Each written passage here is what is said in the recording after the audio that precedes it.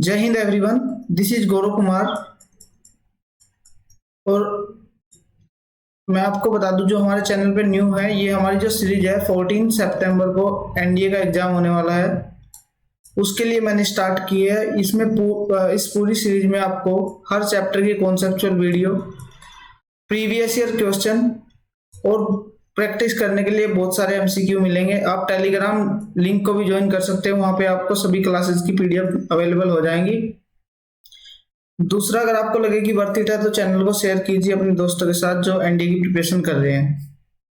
ठीक है, तो एनडीए में मैथ्स का थोड़ा ये रोल रहता है कि अगर आप मैथ्स के एग्जाम को क्वालिफाई नहीं करोगे तो आपका दूसरा जो जीएटी का पेपर है उसकी आपकी जो एमआर शीट ओएमआर शीट होगी वो चेक भी नहीं होगी। ठीक है, तो मैथ्स को क्वालिफाई करना मस्ट है। उसी का बच्चों को थोड़ा डर रहता है, बच्चे 20-30 क्वेश्चन ही अटेम्प्ट कर पाते हैं, तो उसके लिए मैंने मैथ्स की सीरीज स्टार्ट की है जिसकी हेल्प से आप मैथ्स के एग्जाम में बेटर कर सकते हैं। तो चैनल को सब्सक्राइब कर दीजिए, बेल आइकन को प्रेस कर दीजिए ताकि आपको आने वाली वीडियोज की नोटिफिकेशन मिलती रहे, और अपने दोस्तों को शेयर कर दीजिए। तो टाइम वेस्ट ना करते हुए क्लास को स्टार्ट करते हैं।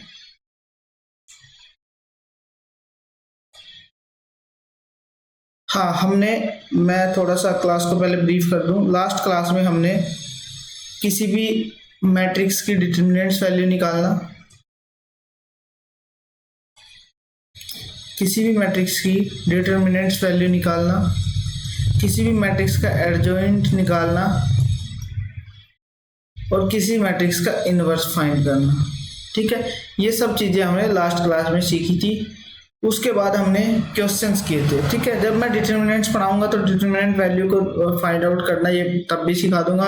एडजॉइंट को मैंने बड़े अच्छे से सिखाया है, इनवर्स निकालना भी मैंने, तीनों चीज मैंने अच्छे से सिखाई है। आप प्रीवियस वीडियो में जाके देख सकते हैं। हाँ, डिटरमिनेंट का जब चैप्टर स्टार्ट करेंगे हम कल, तो डिटरमिनेंट ऑफ ए निकालना मैं 1/1 का, 2/2 का, 3/3 का, ये फिर से आपको नेक्स्ट क्लास में देखने को मिल जाएगा। चलिए भैया, क्लास शुरुआत करते हैं। कल भी हमने ढेरों सारे क्वेश्चन प्रैक्टिस किए थे, और आप लोग अगर मेरे चैनल पे न्यू हैं और ये क्लास पहली बार देख रहे हैं तो आप एक बार जरूर जाके पिछली क्लासेस देखना। मैट्रिक्स की मैंने सारी क्लास अपलोड कर दी हैं। उसमें आपको मैट्रिक्स की पहली क्लास तो होगी कॉन्सेप्चुअल, दूसरी भी कॉन्सेप्चुअल, और तीसरी क्लास में आपको क्वेश्चन करने को मिलेंगे। तो आप लोग देखिए उस क्लास को इससे पहले, फिर यहाँ पे आइए आप लोग। चलिए, ये हमारे लेवल 2 के कुछ क्वेश्चन हैं जिनको हम आज प्रैक्टिस करेंगे। अब फर्स्ट क्वेश्चन से स्टार्ट करते हैं भाई। फर्स्ट क्वेश्चन में गिवन है कि एक मैट्रिक्स है x + y 2x + z x - y 2z + w = 4 7 0 10, then the value of x y z w r। करते हैं भैया इस क्वेश्चन को। हमें पता है कि जब दो मैट्रिक्स अगर इक्वल हैं, अगर दो मैट्रिक्स अगर हमारे इक्वल हैं, अगर दो मैट्रिक्स Aij = Bij, तो ये कंफर्म है उनका जो ऑर्डर होगा वो सेम होगा, उनका जो ऑर्डर होगा सेम होगा, उनके जो एलिमेंट होंगे वो भी सेम होंगे, उनके एलिमेंट भी सेम होंगे। तो x + y किसके इक्वल हो जाएगा भाई? ये वाला एलिमेंट किसके इक्वल हो जाएगा? फर्स्ट वाले एलिमेंट के इक्वल हो जाएगा, 4 के इक्वल हो गया। x - y किसके इक्वल हो जाएगा भाई? इस वाले एलिमेंट के इक्वल हो गया, 0 के इक्वल हो गया। x + y 4 हो गया, x - y 0 हो गया। एक चीज आपको यहाँ पे सिखा दूं, अगर a + b 10 है, a - b 2 है, तो अगर मेरे को a और b की डायरेक्ट वैल्यू निकालनी है तो a की वैल्यू, बड़े वाले की वैल्यू, बड़ा वाला a तो होगा क्योंकि इनका दोनों का डिफरेंस दिखाएगा, इनकी वैल्यू सम करके हाफ हो जाएगी। 10 + 2 12, 12 का हाफ 6। अगर मेरे को छोटे की वैल्यू चाहिए तो इन दोनों का डिफरेंस करके हाफ हो जाएगी। 10 - 2 8, 8 का हाफ हो जाएगी 4। ठीक है, समझ आया होगा आपको ये कि अगर हमें a + b और a - b की इक्वेशन गिवन है, a की वैल्यू चाहिए, पहले वाले की वैल्यू चाहिए तो सम करके, दोनों का सम करके हाफ कर दो, और अगर दूसरे वाले की वैल्यू चाहिए इन दोनों कांस्टेंट नंबर का डिफरेंस करके हाफ कर दो। ठीक है, इतनी ही बात आपको समझ आई। चलिए, तो अगर मेरे को पता है x + y 4 है, x - y 0 है, तो हमारा x क्या हो जाएगा भाई? x हो जाएगा हमारा, x हो जाएगा हमारा 4 + 0/2 = 2। y भी हमारा क्या हो जाएगा? 4 - 0/2 2। x भी 2 हो गया, y भी हमारा 2 हो गया। फर्स्ट इस वाले एलिमेंट को चेक करते हैं भाई, 2x plus Z. 2x plus Z ये किसके इक्वल होगा भाई? ये इक्वल होगा जी इसके, क्योंकि ये एलिमेंट इसके बिल्कुल एकदम से इसी की प्लेस पे दूसरे मैट्रिक्स में है जो इसी के इक्वल है। तो 7 के इक्वल हो गया, x की वैल्यू पुट कर देंगे तो ये हो जाएगा 4 plus Z is equal to 7, Z is equal to 3। ठीक है, x2 y2 z3 यही हमारा फर्स्ट आंसर हो जाएगा। w को निकालने की जरूरत नहीं है, नहीं निकाल भी सकते हो। इस वाले में इक्वल टू 10 रख के z की वैल्यू जैसे आप पुट करोगे तो हमें w की वैल्यू मिल जाएगी। लेकिन हमारे ऑप्शन में पहले 3 हमने अगर चेक कर लिए और हम इसे बोलते हैं एलिमिनेशन मेथड, इसको भी हटा देंगे, इसको भी हटा देंगे और इसको भी हटा देंगे, तो हम इससे भी आंसर बता सकते हैं। चलिए नेक्स्ट क्वेश्चन की तरफ चलते हैं भैया।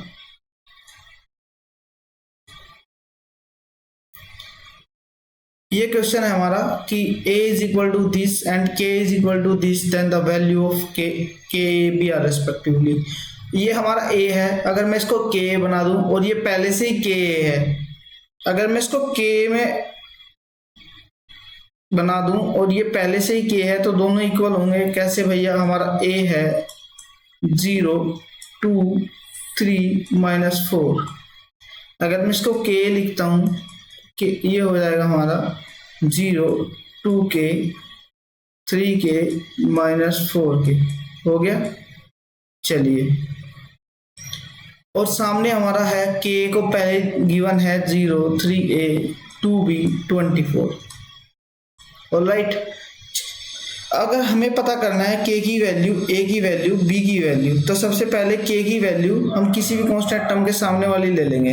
ये भी k है, वैसे तो ये भी k है, लेकिन ये a के सामने है, ये b के सामने है और ये हमारी 24 के सामने है। तो -4k के जब दोनों हमारे मैट्रिक्स इक्वल हैं तो इसके सारे एलिमेंट्स भी इक्वल होंगे, यानी कि ये वाला एलिमेंट इसके इक्वल होगा, ये वाला एलिमेंट इसके इक्वल होगा। ये फर्स्ट वाला 0 है तो ये ऑब्वियस ये भी 0 है, ये 3k है तो ये 2b के इक्वल होगा। -4 के 24 के इक्वल हो जाएगा, k इज इक्वल टू -6 हो जाएगा। हो गया, k इज इक्वल टू -6। चलिए, अब इस एलिमेंट को इक्वल कर लेते हैं। 2k इज इक्वल टू है हमारा 3a, 2k is equal to 3a, तो 2 इंटू k की वैल्यू हमारी -6 है, 3 इंटू a, तो a हो जाएगा हमारा -12/3 और ये हो जाएगा हमारा -4। a -6 b k -6 k -6 और a -4। हम b की वैल्यू भी निकाल सकते हैं, इसको इक्वल रख के, इसको 3k को 2b के इक्वल रखेंगे, k की वैल्यू पुट करेंगे तो हमें b की वैल्यू मिल जाएगी। लेकिन हमें 2 वैल्यू से हमारा काम चल जाएगा, k -6 है, a -4 है, आगे जाने की जरूरत नहीं है। ये हमारा ऑप्शन हो गया। ठीक है, अगर 2 ऑप्शन ये पहले 2 मैच करते तो हमें तीसरा भी निकालना पड़ता। चलिए नेक्स्ट क्वेश्चन की तरफ चलते हैं भैया।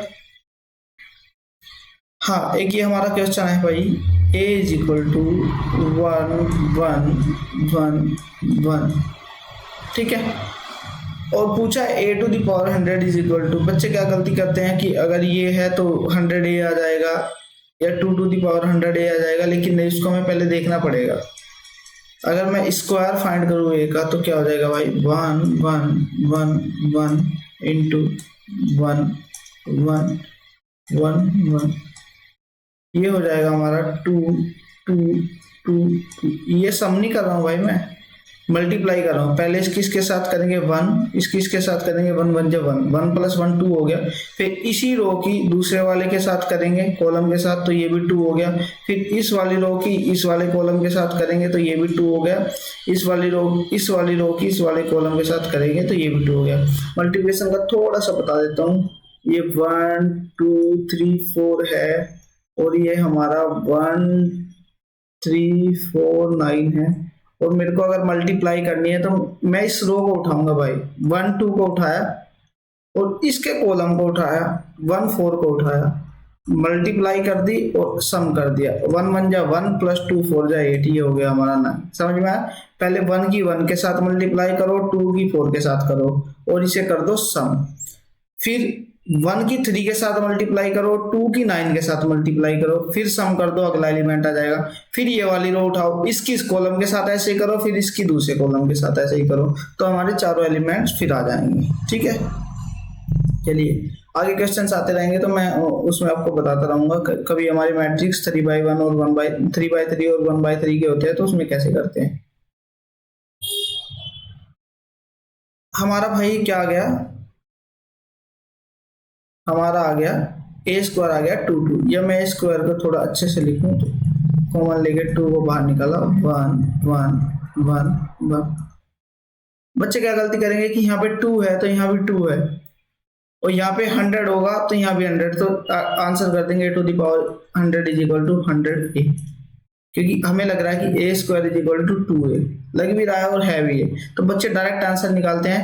डायरेक्ट आंसर निकालने से पहले थोड़ा सा, कई बार ये ठीक होता है हमारा यहाँ से आंसर निकाल लेना, लेकिन थोड़ा सा अगर हम आगे जाएं, क्योंकि पावर बहुत बड़ी है 100 तक हमें जाना है, तो हम ए क्यूब 4 फाइंड कर लेते हैं।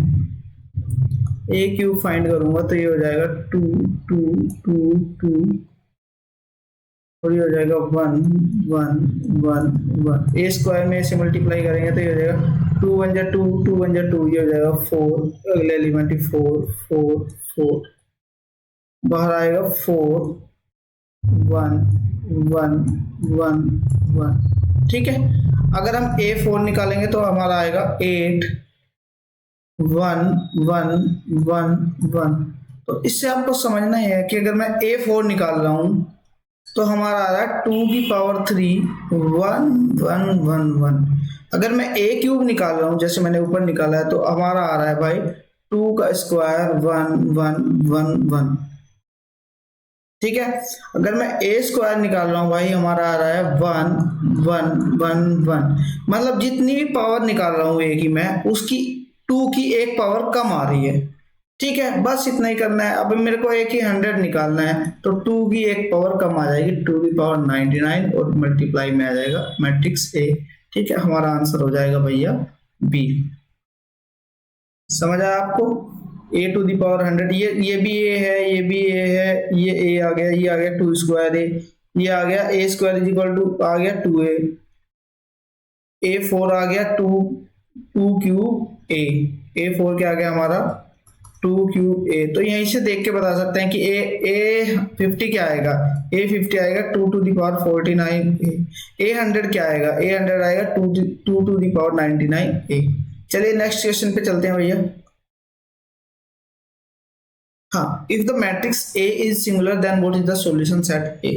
So solution set S, sorry। Singular का मैंने आपको बताया था कि सिंगुलर अगर मैट्रिक्स होगा तो उसकी डिटरमिनेंट वैल्यू 0 होगी। डिटरमिनेंट वैल्यू मैंने निकालनी आपको सिखाई थी, फिर से सिखा देता हूं। अगर मैं बात करूं, एक हमारा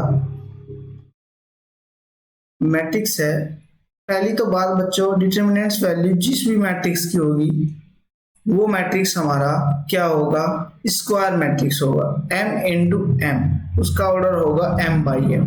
हमारा स्क्वायर मैट्रिक्स होगा तभी उसका डिटरमिनेंट हम फाइंड कर सकते हैं, अन्यथा ये क्या है, अनडिफाइंड हो जाता है, फिर हम उसको डिफाइन नहीं कर सकते। चलिए देखो, अगर मेरे को a11 मेरे पास एक ही एलिमेंट है तो 1/1 का है भाई, इसकी डिटरमिनेंट एज यही हो जाएगी। ठीक है, अगर मेरे पास दो हैं 2/2 का है, 2/2 का है तो a11 12, इसको थोड़ा सा सही करके लिखता हूँ,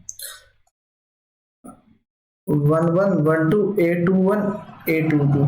ठीक है, ये 2/2 का है। अगर मेरे को इसकी डिटरमिनेंट वैल्यू फाइंड करनी है तो भाई इसको समझ लो, तो तीसरे वाला आपका 3/3 का इजी हो जाएगा। इन दोनों की मल्टीप्लाई करते हैं, a11 a22, इन दोनों की मल्टीप्लाई करते हैं a12 a21 और बीच में इनका डिफरेंस निकाल देते हैं। ठीक है, इन दोनों की मल्टीप्लाई की माइनस इन दोनों की मल्टीप्लाई की। ठीक है, ये हमारा 2/2 का है। 3/3 का अगर हमें करना है तो 3/3 का थोड़ा सा अलग है, उसको सीखने के लिए पहले मेरे को एक मैट्रिक्स बनाना पड़ेगा और फिर आप इजली, एक बार आपको समझ आ गया तो फिर आपको अब जल्दी जल्दी करने लगेगा। पहली बार में आपको, दूसरी बार में लगेगा कि हाँ भाई बहुत बड़ा मैट्रिक्स, डिटरमिनेंट्स निकालने में इतना टाइम जा रहा है। मेरे पास एक मैट्रिक्स है भाई, a11 a12 a13 a21 a22 a23, तीसरा a31 a32 a33। ठीक है, ये 3/3 का मैट्रिक्स है भाई, ये 3/3 का मैट्रिक्स है। अगर मेरे को इसकी डिटरमिनेंट वैल्यू निकालनी है तो हमेशा ध्यान रखना, हमें कोई भी एक रो सेलेक्ट करनी है, एक रो लेनी है जिसके रिस्पेक्ट में हम पूरे डिटरमिनेंट्स की, पूरे मैट्रिक्स की डिटरमिनेंट वैल्यू निकाल सकते हैं। मैं फर्स्ट रो को लेता हूँ, तो फर्स्ट रो में फर्स्ट एलिमेंट को पॉजिटिव लेंगे, फिर निगेटिव, फिर पॉजिटिव, ऐसे लेंगे। ठीक है, समझ आया आपको? अब मैं एक इसी मैट्रिक्स को दो बार बना देता हूँ, A11, A12, A13। ये बनाने की जरूरत नहीं होगी, लेकिन मैं थोड़ा आपको समझ आए उसके लिए बना रहा हूँ। 2 3, A31, A32, A33। एक बार और बना दे रहा हूँ, A12, A11 sorry, A12, A13, A21, A22, A23, A31, A32, A33। चलिए, अब डिटरमिनेंट्स वैल्यू निकालिए। मैंने इस सेम मैट्रिक्स को 2-3 जगह रख दिया ताकि आपको थोड़ा सा समझ आए। अब मैं पहले उठाऊंगा A11 को। अब मैंने A11 को उठाया तो A11 के नीचे वाली लाइन खत्म, ये वाली खत्म। अब जो मैट्रिक्स 2/2 का अंदर बचा उसका डिटरमिनेंट्स वैल्यू लिख देंगे, A22, A21, A23 सॉरी, और ये हो गया A32, A33। ठीक है, A11 बाहर, जिसको हमने उठाया उसको रख दिया, और इसकी जो हमारे पास ये 4 एलिमेंट बचे ये रख दिए, यानी कि इनके डिटरमिनेंट्स वैल्यू आप आसानी से फाइंड कर सकते हो, क्योंकि ये 2/2 का मैट्रिक्स है। तो 2/2 का मैट्रिक्स है तो इन दोनों की मल्टीप्लाई माइनस इन दोनों की मल्टीप्लाई। चलिए, अब दूसरा एलिमेंट आता है, ये पॉजिटिव है, ये निगेटिव है, ये पॉजिटिव है, तो अब ये आ गया। अब क्योंकि हमने ये पहली वाली रो सेलेक्ट की है तो इसका ये पूरी की पूरी रो खत्म, और ये पूरा का पूरा कॉलम हटा देंगे। अब ये एलिमेंट 1 2 3 4 ये एलिमेंट बचे, तो ये माइनस A12, क्योंकि हमने माइनस A12 लिया है ना, और ये पूरा का पूरा जो बचा है इसे रख देंगे, A21, A23, A32, A33। ठीक है, चारों एलिमेंट, इसकी मल्टीप्लाई इसके साथ, माइनस इसकी मल्टीप्लाई इसके साथ, इसकी मल्टीप्लाई इसके साथ, माइनस इसकी मल्टीप्लाई इसके साथ। जब आप करने लग जाओगे, प्रैक्टिस करोगे क्वेश्चन को, तो डायरेक्ट करने लग जाओगे, ये सब नहीं लिखना पड़ेगा आपको। ठीक है, नेक्स्ट उठाएंगे A13। मैंने ये उठाया अब की बार A13, तो ये पूरी की पूरी रो खत्म, ये पूरी की पूरी रो खत्म। ये 2/2 का मैट्रिक्स बचा है तो इसको लिख देंगे A21, A22, A31, A32। ठीक है, इन मैट्रिक्स को सोल्व करके, इनकी वैल्यू लिख के, मल्टीप्लाई करके, सबका सम करके जो भी हमारा वैल्यू आएगा इसे बोलते हैं डिटरमिनेंट ऑफ ए। इसे बोलते हैं क्या? और इसे बोलते हैं डिटरमिनेंट ऑफ ए। समझ आया आपको? चलिए हम ये क्वेश्चन करते हैं भैया। ये क्वेश्चन करते हैं अभी। If the matrix A is equal to this is singular then what is the solution set S. चलिए 2 - x अंदर होगा हमारा 3 - x, इन दोनों की मल्टीप्लाई करेंगे, इन दोनों की मल्टीप्लाई करेंगे तो हमारी हो जाएगी भैया -3x + x² हो गई। माइनस जब इन दोनों की करेंगे तो 0 - 3 हमारा हो जाएगा 0। ठीक है, अब -1 लेंगे, -1 लेंगे तो इस एलिमेंट की वजह से एलिमेंट की मल्टीप्लाई करेंगे तो ये हो जाएगा -x, और जब 0 के साथ इस वाले एलिमेंट की मल्टीप्लाई करेंगे तो ये हो जाएगा 0। ठीक है, अब थर्ड हो जाएगा हमारा +1, ये हो जाएगा -3, और ये हो जाएगा 3 - x की जब हम -1 में मल्टीप्लाई करेंगे तो क्या हो जाएगा भाई, x - 3 हो जाएगा। लेकिन एक इन दोनों एलिमेंट्स की मल्टीप्लाई करेंगे, माइनस इनकी मल्टीप्लाई करेंगे तो वापस से माइनस आ जाएगा, तो ये हो जाएगा ये हो जाएगा -3। इसको हम ऐसे लिखेंगे, माइनस आएगा और हमारा आया x - 3। ठीक है, चलिए थोड़ा सोल्व करते हैं। 2 - x, ये हो गया x² - 3x, ये हो गया +x, और यहाँ से आ गया हमारा -3 +3 - x। ठीक है, -3 से -3 कटा, x से x कटा, इज इक्वल टू 0 होगा क्योंकि पहले लिखा है कि सिंगुलर है, तो हमारा हो गया 2 - x x² - 3x। ठीक है, अब निकालेंगे x की एक वैल्यू तो आ गई हमारी यहाँ से 2, क्योंकि इसको 0 के इक्वल पुट करेंगे, इसमें x कॉमन लेंगे तो x माइनस 3 हो जाएगा इज इक्वल टू 0। एक x की वैल्यू आ गई हमारे पास 0 और एक x की वैल्यू आ गई 3। ठीक है, तो हमारे सेट में जो x की वैल्यू है वो है 0 2 3। समझ आया होगा आपको? थोड़ा फास्ट करना है हमें ये काम, डिटरमिनेंट वैल्यू निकालनी फास्ट है। जब डिटरमिनेंट्स हम सीखेंगे तो हम थोड़ी शॉर्ट ट्रिक्स का और डिटरमिनेंट्स के कुछ प्रॉपर्टीज हैं उनका यूज करके भी हम जल्दी से फाइंड कर सकते हैं। ठीक है, चलो चलिए भैया नेक्स्ट क्वेश्चन की तरफ चलते हैं। हाँ, a matrix has a plus b rows and a plus 2 columns. एक मैट्रिक्स है A जिसका इसने ऑर्डर दिया है, इसने ऑर्डर दिया है a plus 2 sorry a plus b by a plus 2। ठीक है, दूसरा मैट्रिक्स दिया इसने, ये मैट्रिक्स x है,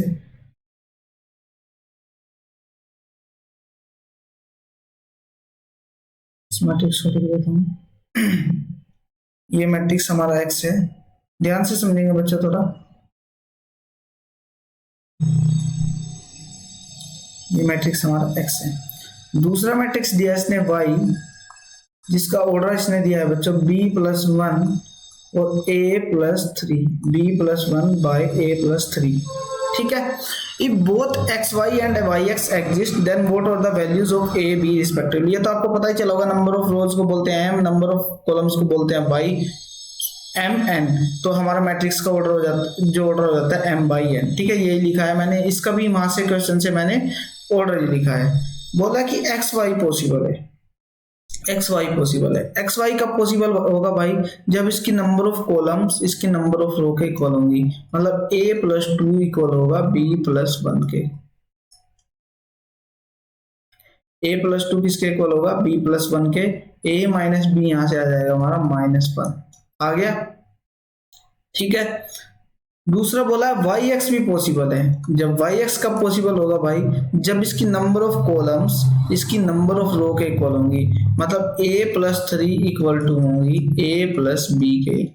तो यहाँ से b की वैल्यू आ जाएगी हमारी 3, a से कट जाएगा तो b की वैल्यू आ गई हमारी 3।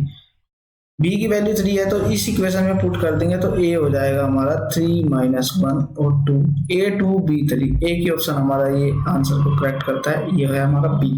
ठीक है, समझ आया होगा आपको? चलिए नेक्स्ट क्वेश्चन की तरफ चलते हैं भाई।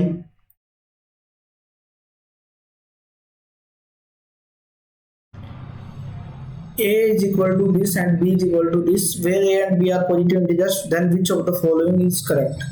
ab is equal to b, ab is equal to b, ab is equal to b, ab is equal to b। a भी फाइंड करते हैं पहले। 1 2 3 4 a 0 0 b, ये हो जाएगा हमारा a प्लस 2 0 0 हो जाएगी, और ये हमारा हो जाएगा 2b, यहाँ से हमारा हो जाएगा 3a, और ये हमारा हो जाएगा 4b। ठीक है, b ए फाइंड कर लेता हूँ। a 0 0 b 1 2 3 4, तो ये हो जाएगा हमारा a,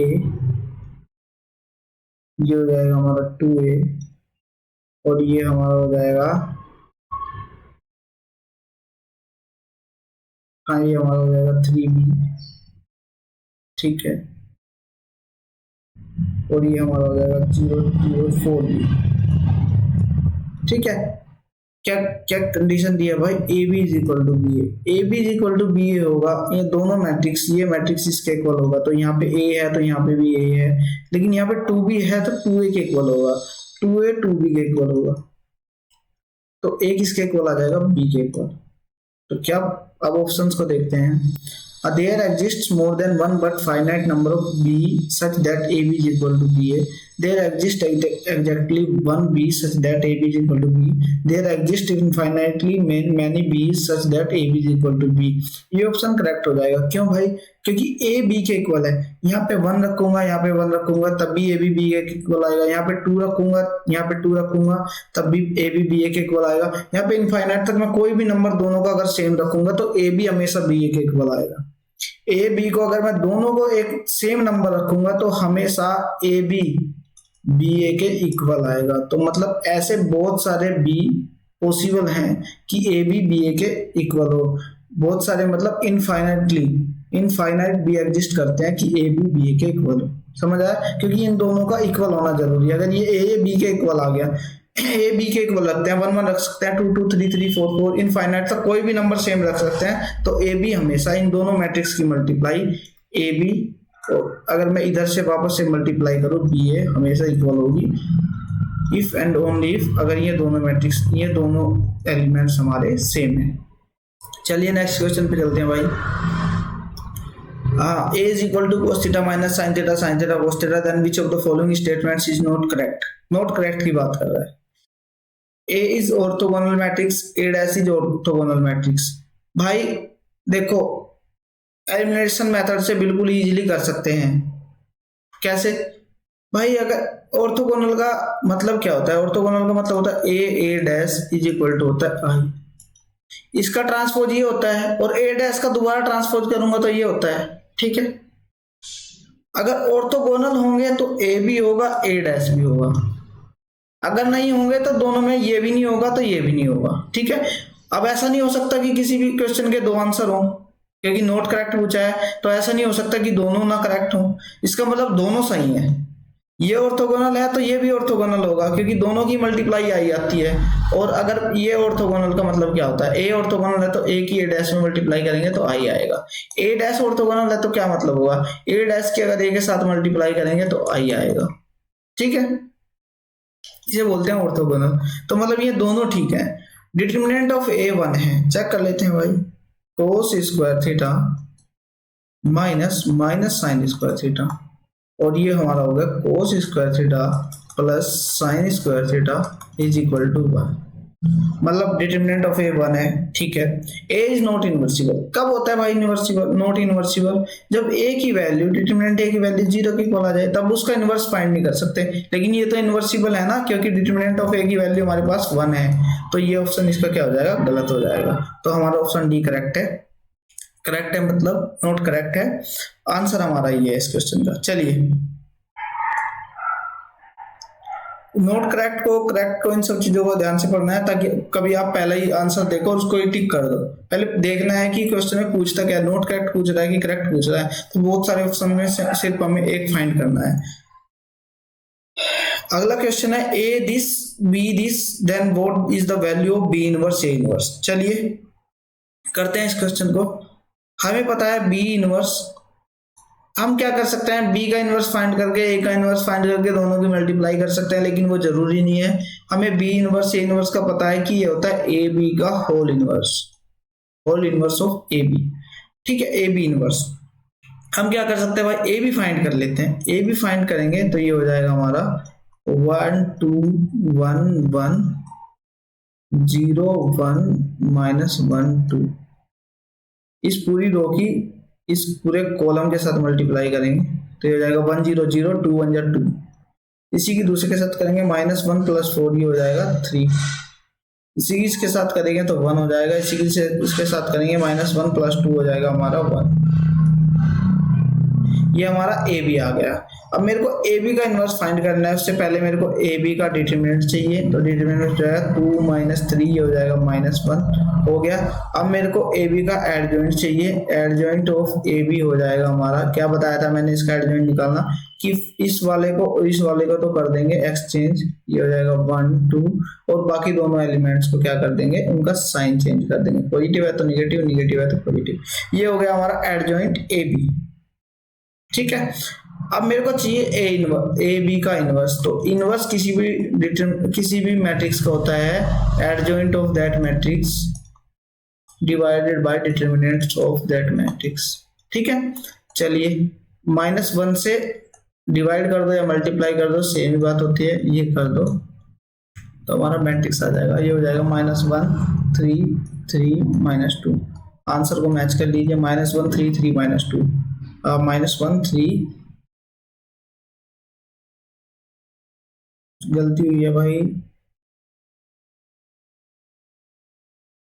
हाँ ये हमें करना पड़ेगा यहाँ पे, ठीक। ये -3 नहीं होगा भाई, एक्सचेंज किया है इन दोनों की निगेटिव, इन दोनों के साइन चेंज किया, तो ये हमारा हो जाएगा -1, ठीक है। ये हमारा हो जाएगा -1, ये हमारा -1, क्योंकि इन दोनों के क्या करते हैं, साइन चेंज करते हैं। तो -1 3 1 -2 ये हमारा मैट्रिक्स होगा। चेक कर लेते हैं, आंसर नंबर हमारा हो जाएगा बी, ठीक है। चलिए नेक्स्ट क्वेश्चन पे चलते हैं भैया। The multiplicative inverse of matrix. Multiplicative inverse क्या होता है? अगर मैं 5 का मल्टीप्लिकेटिव इनवर्स बताऊं, मल्टीप्लिकेटिव इनवर्स होता है 1/5। एक ऐसा नंबर जिसमें मल्टीप्लाई करके दोनों का मल्टीप्लाई करके 1 आ जाए। तो हमें क्या फाइंड करना है? बेसिकली हमें फाइंड करना है इस मैट्रिक्स का इनवर्स। इस मैट्रिक्स का इनवर्स फाइंड करना बहुत ईजी है, डायरेक्ट करेंगे भाई। Adjoint A B, adjoint A B हो जाएगा हमारा 2, सॉरी एडजॉइंट ए हमारा हो जाएगा एडजॉइंट ए हो जाएगा हमारा 4, 2 इन दोनों का एक्सचेंज कर देंगे और इन दोनों के साइन चेंज कर देंगे, -1 -7। डिवाइड किससे करते हैं? इसकी डिटरमिनेंट वैल्यू से 8 -7, 8 -7 1 हो जाएगी। तो यही हमारा एडजॉइंट है, किसके इक्वल हो जाएगा? इनवर्स के इक्वल हो जाएगा। 4 -1 -7 2, ये हमारा डी आंसर हो जाएगा। चलिए क्या किया भाई, एडजॉइंट ऑफ ए निकाला है, डिवाइड किया है इससे, तो ये तो 1 के इक्वल है, तो डिवाइड करे या ना करे कोई फर्क नहीं पड़ेगा, लेकिन एडजॉइंट ऑफ ए हमें चाहिए। तो क्या करते हैं, एडजॉइंट ऑफ ए निकालने के लिए, एडजॉइंट ऑफ ए निकालने के लिए क्या करते हैं, क्या बताया 2/2 के मैट्रिक्स में, इन दोनों को फर्स्ट और लास्ट एलिमेंट को एक्सचेंज कर देते हैं, बाकी बचे हुए दोनों एलिमेंट्स के साइन चेंज कर देते हैं, बस यही हमारा आंसर है। नेक्स्ट क्वेश्चन देखते हैं which one of the following is correct in respect of matrix A is equal to this। Question करेंगे हम भाई, एलिमिनेशन मेथड का यूज करेंगे थोड़ा। अच्छा ये हम देख रहे हैं, तो ये हमारा यूनिट मैट्रिक्स तो है नहीं, क्योंकि यूनिट मैट्रिक्स हमारा क्या होता है 1 0 0 0 1 0 0 0 1। ये हमारा डायगोनल जो होता है ये पूरा का पूरा 1 होता है, तो ये तो है नहीं, तो हमारा A is a unit matrix, ये तो कैंसिल हो गया, ठीक है। दूसरा हमारा क्या है, A इज इक्वल टू -1 हाई। क्या हमने -1 की मल्टीप्लाई की है यूनिट मैट्रिक्स में? नहीं, अगर मल्टीप्लाई करते तो ये होता है -1 -1 -1, तो ये भी हमारा कैंसिल हो गया, ठीक है। तीसरा हम देखते हैं A inverse does not exist. भाई ये 0 हो जाएगा, चलो ये 0 हो जाएगा, जब -1 हमारा बाहर होगा तो अंदर हमारा होगा 0 -1 -1 +1, और ये हो जाएगा -1 और ये हो गया हमारा 1। तो A का डिटरमिनेंट कितना है? 1 के इक्वल है, तो इसका इनवर्स भी एग्जिस्ट करता है, एक यूनिक इनवर्स है इसका, एक यूनिक सॉल्यूशन है। अब ऑप्शन बचा हमारे पास 4th, ठीक है, ये हमारा करेक्ट हो गया। इसमें बुलाया डज नॉट एग्जिस्ट, ठीक है, कि इनवर्स इसका एग्जिस्ट नहीं करता, जबकि एग्जिस्ट करता है, तो ये भी ऑप्शन हमारा गलत हो गया। तो हमारा ऑप्शन बचता है 4th, ये हमारा ठीक हो गया, square is equal to pi. Next question की तरफ चलते हैं भाई। If A is a square matrix of n by n, if A is a square matrix of n by n and K is a scalar, then adjoint of K is equal to which one of the following। चलो करते हैं इस question को। हमें पता है A multiplied by adjoint A is equal to होता है हमारा डिटरमिनेंट ऑफ A IN, ठीक है, ये हमारा फॉर्मूला होता है। इसका यूज करके हम इस क्वेश्चन को कर सकते हैं भाई।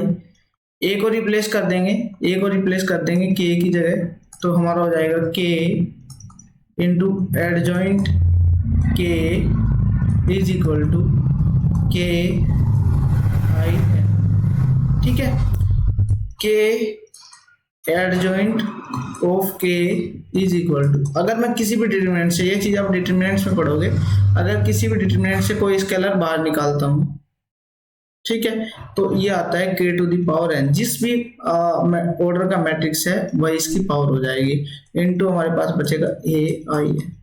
ठीक है, चलिए k a adjoint of k is equal to होगा हमारा, इसकी वैल्यू की है determinants of a i n की वैल्यू क्या है हमारा, a एड जॉइंट a, इसकी वैल्यू हमारी क्या है a एड जॉइंट a, तो रख देंगे k to the power n a adjoint a।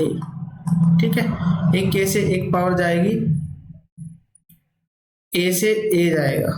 ठीक है, तो हमारे पास adjoint of k is equal to हो जाएगा k to the power n minus 1 adjoint of a, direct भी याद रख सकते हैं, adjoint of k a होगा हमारा k to the power n minus adjoint a, इसको हम डायरेक्ट भी एज ए फॉर्मूला लर्न कर सकते हैं। ये मैंने आपको जो बताया इसको मैं एक बार अभी आपको समझा देता हूं।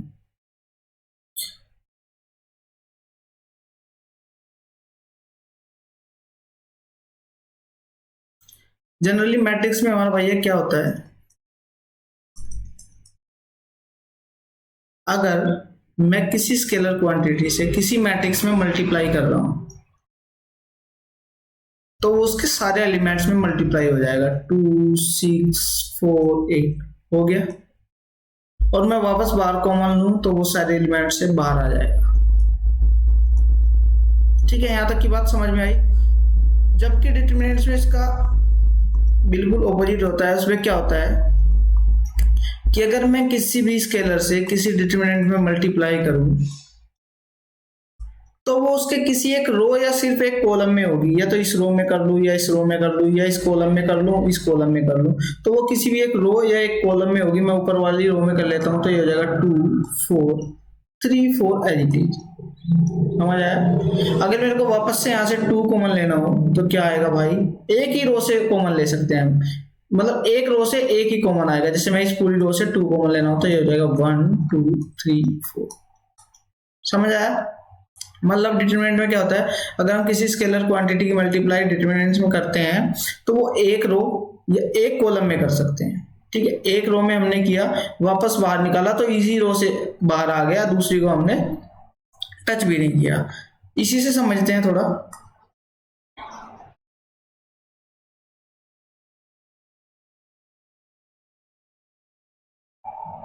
अगर मैं एक मैट्रिक्स में 2 से मल्टीप्लाई कर देता हूं, ये मैट्रिक्स है हमारा भाई बेसिक, 2 से मैं मल्टीप्लाई कर दे रहा हूं मैट्रिक्स में, तो हमारा हो जा रहा है 2 6 4 8 हो गया। अब मैं इसी मैट्रिक्स से इसी मैट्रिक्स को डिटरमिनेंट निकाल के अगर मैं 2 बाहर ले रहा हूं तो हमारा एक ही रो से आएगा 1 3 4 8। अगर मेरे को दूसरी से बाहर लेना है तो एक और 2 बाहर लेना पड़ेगा। समझ में आया? वहां हमने बाहर लिया था तो सिर्फ एक 2 आया था, यहाँ पे हमारे पास 2 2 बाहर आ गए। तो मतलब क्या है कि अगर हमें कोई भी स्केलर क्वांटिटी k से मल्टीप्लाई कर देंगे तो उसकी n-1 पावर, उसकी n पावर बाहर आएंगी, k to the power n बाहर आएंगी। यहाँ पे 2/2 का मैट्रिक्स है तो k टू द पावर कितनी बार आई, 2 बार आई। अगर हमारे पास 3/3 का मैट्रिक्स है, अगर इसमें हम 3 से मल्टीप्लाई कर देते हैं और फिर जब हम 3 बाहर लेंगे तो एक इस रो से लेंगे, एक इस कॉलम से लेंगे, एक इस कॉलम से, एक इस कॉलम से, तो 3 टू द पावर 3। तो जनरली हम ऐसे इसको लर्न रख सकते हैं कि किसी भी डिटरमिनेंट से अगर हम कोई भी पर्टिकुलर स्केलर क्वांटिटी बाहर निकालते हैं, कॉमन निकालते हैं, तो अलग अलग रो से अलग अलग निकालेंगे। ठीक है, अलग अलग निकालने का मतलब है अगर k को मैं सारे एलिमेंट से निकालूंगा तो बाहर हमारे पास k to the power n आएगी। अगर मैं सारे एलिमेंट से निकालूंगा k to the power n क्यों आएगी, एक फर्स्ट वाली रो से आएगा, एक सेकंड वाले से आएगा, एक थर्ड वाले से आएगा। अगर 3/3 का है, अगर 2/2 का तो एक फर्स्ट वाले से आएगा, एक सेकंड वाले से आएगा। ठीक है, तो मैं यही समझाना चाहता था। क्वेश्चन हमारा ये हो चुका। नेक्स्ट क्वेश्चन की तरफ करते हैं भाई। This is the question: if m is equal to x y z and g is equal to 3 4 5 or 2 matrix, then which one of the following is correct? थोड़ा सा देखते हैं। m is equal to x y z और g is equal to 3 4 5। ये matrix का order क्या है भाई, 3/1। मैट्रिक्स का ऑर्डर क्या है भाई, 1/3। क्या मल्टीप्लाई दोनों का मल्टीप्लिकेशन पॉसिबल है? यस पॉसिबल है भाई, क्योंकि इसके नंबर ऑफ कॉलम्स इसके नंबर ऑफ रो के इक्वल है। ठीक है, मल्टीप्लाई करके पहले मल्टीप्लाई सिखा देता हूँ। वैसे इस क्वेश्चन में करने की जरूरत नहीं है पूरा कंप्लीट मल्टीप्लाई, लेकिन बता देता हूँ। अगर मैं mg की मल्टीप्लाई करता हूँ तो कैसे होती है।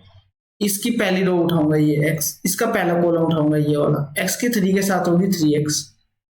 इस रो में आगे कोई एलिमेंट नहीं है, इस कॉलम में आगे कोई एलिमेंट नहीं है, तो सब जीरो हो जाएंगे। तो हमारा फर्स्ट जो एलिमेंट हो जाएगा वो 3x ही रह जाएगा। फिर इसी रो की दूसरे कॉलम के साथ करूंगा तो 4x हो जाएगा, इसी रो की तीसरे के साथ करूंगा तो 5x हो जाएगा। दूसरी रो उठाऊंगा y, इसकी 3 के साथ करूंगा तो 3y हो जाएगा, इसी की 4y हो जाएगा, यही 5y हो जाएगा। ठीक है, तीसरी रो उठाऊंगा तो 3z हो जाएगा, 4z हो जाएगा, और ये हो जाएगा 5z। देखते हैं, is the product matrix mg hij the element h22 is 5y। h22 कहां पे आएगा, h11 h12 h13 h21 h22। ये क्या ये 5y है? नहीं, तो ये ऑप्शन हो गया हमारा इनकरेक्ट। बी देखते हैं, इन the product matrix the element h32 is 3x plus 4y plus 5z। 32 हमारा ये हो गया। क्या ये 3x plus 4y plus 5z के इक्वल है? नहीं, ये भी कैंसिल हो गया। In the product matrix mg is equal to the element h32 is 4z, h32 h12 h31 h32, यही तो है h32 भाई। थर्ड रो सेकंड कॉलम, तो यही है first row second row third row ये हो गई फर्स्ट कॉलम सेकंड कॉलम। तो दोनों के बीच में ये आ रहा है हमारा 4z। तो पूछा है कि क्या हमारा h32 4z होगा? हाँ, यही 4z ही होगा। तो यही हमारा ऑप्शन क्या हो गया, राइट हो गया। नेक्स्ट क्वेश्चन की तरफ चलते हैं भाई। 0 1 0 0 then which one of the following is equal to ai plus ba to the power n। ऐसे क्वेश्चन में हमेशा भाई करते हैं, a है हमारा, तो पहले ai फाइंड करते हैं।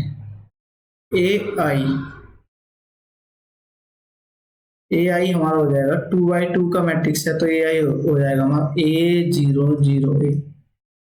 ठीक है, अब ba फाइंड करते हैं। ba मतलब a में b से मल्टीप्लाई कर देते हैं, तो ये हमारा हो जाएगा 0 b 0 0। ठीक है, कहा इसने a0 0 a प्लस 0 b 0 0, इसकी पावर n की वैल्यू पूछी है। इसकी पावर n की वैल्यू पूछी है, तो पहले पावर 1 की निकालते हैं। ठीक है, 1 की 2b, पहले दोनों को सम करते हैं, तो हमारा सम आ जाएगा भाई a b 0 a, ये आ गया। ठीक है, ये हमारा आ गया। अब मेरे को इसकी स्क्वायर निकालना है, इसका स्क्वायर निकालना है। इसका स्क्वायर आ जाएगा भाई हमारा, इसका स्क्वायर आ जाएगा a स्क्वायर, यहाँ पे आ जाएगा 2ab, यहाँ पे आ जाएगा 0, और यहाँ पे आ जाएगा a स्क्वायर। ये हमारा क्या आ गया भाई, इसका स्क्वायर आ गया। किसका स्क्वायर आ गया? ये हमारा है ai प्लस ba का होल स्क्वायर। ठीक है, चलिए यहाँ से मैं अगर इसको दो मैट्रिक्स में वापस से तोड़ दूं तो ये हो जाएगा a square 0 0 a square plus ये हो जाएगा हमारा 0 2ab, और ये हमारा हो जाएगा 0, और ये हो जाएगा हमारा 0। ठीक है, अगर मैं इसको वापस से लिखूं तो क्या होगा हमारा, ये हो जाएगा हमारा a स्क्वायर में बाहर को मान लूंगा, तो a स्क्वायर को मान लूंगा तो ये हो जाएगा a स्क्वायर i प्लस ये क्या हो जाएगा 2a ba, ये हो जाएगा ना, 2a बाहर को माना जाएगा तो ये किसके इक्वल हो जाएगा, ये ba के इक्वल हो जाएगा। ठीक है, तो मतलब क्या है भाई, यहां से ही समझ सकते हैं हम कि a टू दी पावर कितनी आ रही है स्क्वायर में, a to the power n आ रही है। यहाँ पे भी है, यहाँ पे भी है, यहाँ पे भी है, यहाँ पे भी है, a to the power n चारों तरफ है। ये तो हो गया। ठीक है, यहाँ पे क्या आ रहा है, 2a आ रहा है, 2a ba, a की पावर एक कम आ रही है। a की पावर एक कम कहाँ पे है, यहाँ पे है, यहाँ पे है, और यहाँ पे है, और यहाँ पे भी है, ठीक है। लेकिन यहाँ पे क्या है हमारा, A square I, A to the power N I है, मतलब A to the power N यहाँ और यहाँ यहाँ है, ये कैंसिल हो गया। ये बचे हमारे पास तीन ऑप्शन, हमारे पास ए टू द पावर एन आई हो गया, टू ए मतलब एन ए कहाँ पे है हमारा, यहाँ पे है, और यहाँ एन ए हमारा यहाँ पे है, और बाकी कहीं नहीं है, तो ये भी कैंसिल हो गया, ये भी कैंसिल हो गया, हमारा आंसर हो गया ये N A to the power N minus one. N हमारा टू हो गया, क्योंकि ये क्या है हमारा, जो हमने पावर किया स्क्वायर किया वो है, और टू ए ये हमारा क्या हो गया, A to the power N minus one, two minus one, यही तो लिखा टू माइनस वन ए, तो हम इससे भी इसको ऐसे सोल्व कर सकते हैं, ठीक है। स्क्वायर करके देख लेना है, मैच कर लेना है वो किसको सेटिस्फाई कर रहा है। एन की वैल्यू टू रख के देख लो, एन की वैल्यू टू पुट करके देख लो आप, जिसमें भी वो सेटिस्फाई करेगा इसके इक्वल आ जाएगा, वही हमारा आंसर हो जाएगा। नेक्स्ट क्वेश्चन की तरफ चलते हैं भाई। A is non-singular matrix that such that A inverse is equal to A transpose, then which one of the following represent A? Here it is not the transpose of A.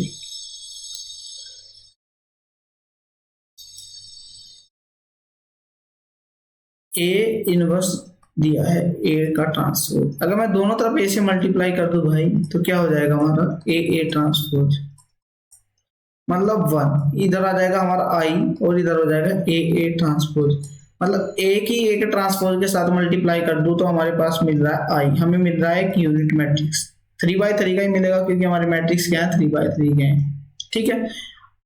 अब हमें इसमें हमारे पास दो ऑप्शन है, एक 1/3 से multiply, एक में 1/2 से है, तो पहले 1/3 का उठा लेते हैं, कोई भी 1/3 का मैंने ये उठाया, और ये हमारा 1 2 2 2 1 -1 -2 2 -1। अगर मैं इसका ट्रांसपोज करूंगा तो इसका ट्रांसपोज हो जाएगा 1/3 1 2 -2 2 1 1 2 -1 -1, ठीक है। मैं दोनों की मल्टीप्लाई करूंगा तो 1/9 बाहर आ जाएगा, और पहला एलिमेंट चेक करेंगे, पहले एलिमेंट 1 + 4 + 4 9 हो जाएगा, दूसरा एलिमेंट चेक करेंगे तो 2 + 2 4 -2 2 हो जाएगा।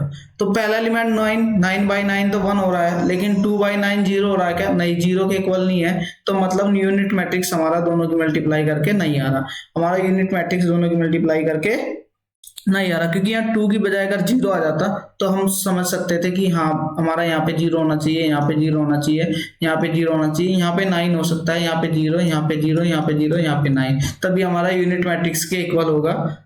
तो हम इस मैट्रिक्स को क्या कर देंगे, कैंसिल कर देंगे, ये हमारा ऑप्शन नहीं है, हम दूसरे ऑप्शन से चेक करेंगे। हमें थोड़ा आइडिया ये मिल गया कि हाँ हम यहाँ से ऐसे भी कर सकते हैं कि 1/3 वाला ही होगा, क्योंकि फर्स्ट 1/9 आ रहा है, 1/9 डिवाइडेड बाई 9 9 डिवाइडेड बाई 1/9, तो फर्स्ट एलिमेंट यहीं से बना सकता है, तो दूसरे वाला उठाएंगे 1/3, ये होगा हमारा 1 2 2 2 1 -2 -2 2 -1, मल्टीप्लाई करेंगे 1/3, ट्रांसपोज कर देंगे इसका 1 2 -2 2 1 2 2 -2 -1, 1/9 आ गया। फर्स्ट एलिमेंट क्या आ जाएगा, 1 1 जा 1 2 2 जा 4 2 2 जा 4 4 + 4 8 + 1 9, दूसरा एलिमेंट क्या आ जाएगा, 1 2 जा 2 2 2 1 जा 2 4 -4, ये 0 आ जाएगा। दोनों की मल्टीप्लाई करोगे, इस रो की जब इस रो के साथ इस कॉलम के साथ मल्टीप्लाई करोगे तो 0 आ जाएगा, इसी रो की जब तीसरे वाले के साथ मल्टीप्लाई करोगे तब भी 0 आ जाएगा, तो यही हमारा आंसर होगा, यही हमें यूनिट मैट्रिक्स देगा। तो एक ट्रांसपोज जब यूनिट मैट्रिक्स देगा तो हमारा आंसर बी राइट हो जाएगा, ठीक है। नेक्स्ट क्वेश्चन पे चलते हैं भाई।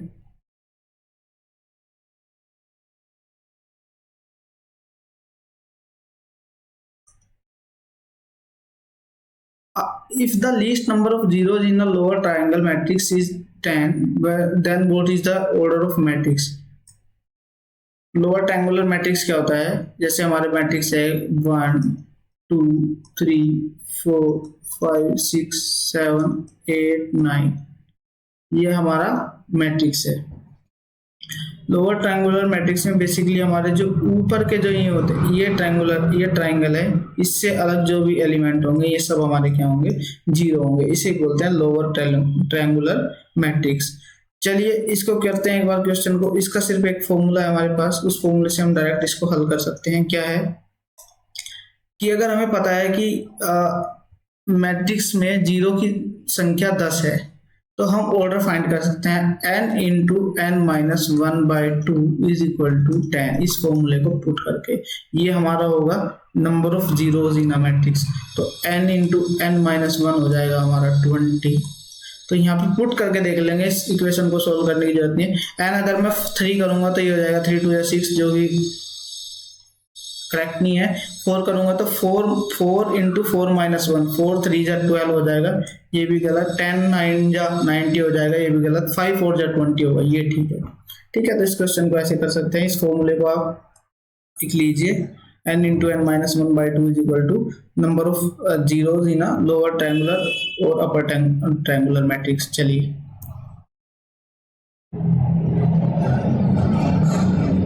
A is equal to this and B is equal to this are 2/2 matrix for the integral value of k, which one of the following is correct? A is equal to हमारा आपको देखने से पता चल रहा होगा कि है is equal to minus B. ठीक है, A is equal to minus B है। दोनों को अगर मैं स्क्वायर कर देता हूँ, तो दोनों का स्क्वायर कर देता हूँ, तो ये हो जाएगा a स्क्वायर और ये हो जाएगा b स्क्वायर। ठीक है, अगर दोनों की पावर k से और मल्टीप्लाई कर देता हूँ तो ये हो जाएगा 2k, ये हो जाएगा b to the power 2k। अगर मैं a to the power 2k और b to the power 2k को भी इधर ले आता हूँ, इज इक्वल टू हो जाएगा हमारा 0। ये इक्वेशन है, फाइंड कर लो आप, ये हमारी c है।